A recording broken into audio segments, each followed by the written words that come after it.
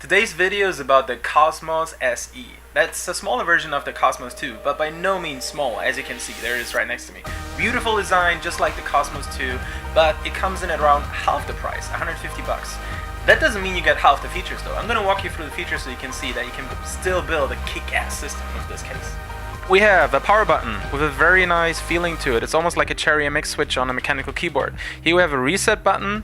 Same thing, and we have a switch to turn the LEDs on and off. Yes, because there's two fans in the front and one at the top, and the two at the front come with blue LEDs. This is going to light up with blue LEDs as well as soon as you power up the system, and this little light bar here also lights up blue whenever the hard drive is active, so that gives you like a little pulse. Pretty cool light effect.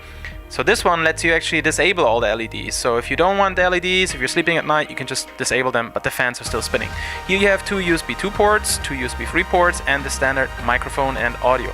And you can see that you have the same sturdy aluminum handlebars, just like on the Cosmos 2. Really sturdy, really secure to the case body, so you can lift up the whole system, even when you have 4 graphics cards inside, radiators, water cooling, whatever. Alright, let me show you what's under the hood in the front. Right, let me just pop off the 5.25 inch panels. There we go. They just pop off like this. And then you have the other hood here. And you see the two fans in the front, mounted straight to the hard drive base over there. Here you see the side panel of the Cosmos SE. This is the standard side panel. It comes with a window, and it looks a little bit like the 693 or the Scout 2 side panel window. You can see it's not completely clear, it's a little bit darkened, so that looks pretty cool when you have LEDs inside, some LED fans or some light bars or something. And of course it's held with 2 thumb screws in the back, and as soon as I remove them I can slide out the side panel as so. There you go. Here's something you did not see at Computex. This is the final sample, so it has the complete hard drive array, the hard drive base and sleds and everything. So let's start at the top. We have two 5.25 inch base right here. So you can install ODDs, a Blu-ray drive, whatever. You can have a maybe a reservoir for your water cooling system. You can have a fan controller.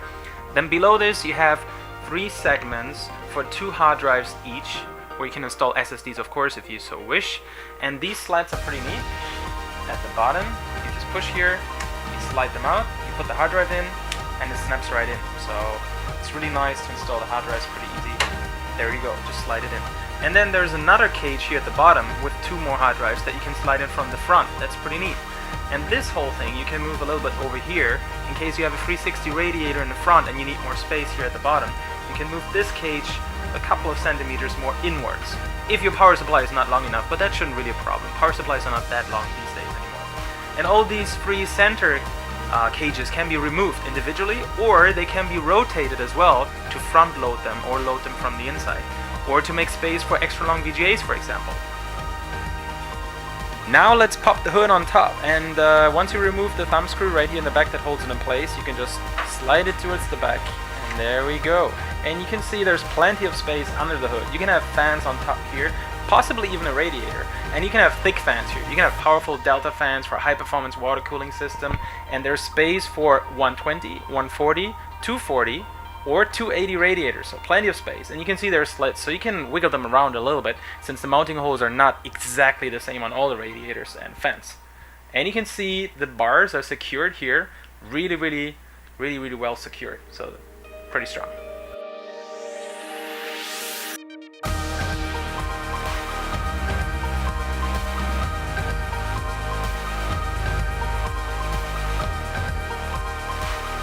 You can see all the screws and accessory that comes in the box inside the Cosmos SE. And on the right side you can see these 2 brackets. These are for mounting radiators in the front, so 240 or 360 radiators in the front. Then you have all the extra screws you need, some cable ties, and that's about it. We're gonna explain which screw goes where. Alright, I told you in the beginning of the video that you can build a kick-ass system with the Cosmos SE, so let's do it. We got the most high-end motherboard for Haswell you can get right now. That's the Maximus 6 Extreme from Asus ROG. And you can see it comes with an OC panel included that you can slide into the ODD bay as well. And you can control and read a lot of stuff about the motherboard, how high you overclock it. You can adjust the B clock, memory clock, all this stuff, voltages.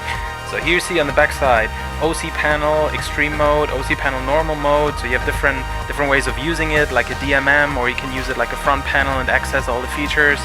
Extreme Engine Digi Plus 3, so that's a really powerful PWM, so you can boost the CPU voltage and go really high and have the voltage still really stable. And 4-way SLI Crossfire X, so you can have 4 graphics cards pumping out high frames per second there all together. And we have the Mini PCI Express Combo Card 2. So this little riser card that you plug into the motherboard lets you install mini SSDs, the latest standard, and you can have 802.11 AC. That's the latest standard for Wi-Fi, so really fast wireless internet. Then as well we have RAM Disk. That's an application where you can install the operating system in the system memory, so on the DRAM. That means that your system is going to run really fast. Premium components again, PWM, OC Zone, you have start button, reset button, and some dip switches. Retro. And you have USB BIOS flashback, so you can flash the BIOS to different versions, older versions, just plugging in a USB stick into the right USB port on the back of the motherboard, and there you go, flashback right away.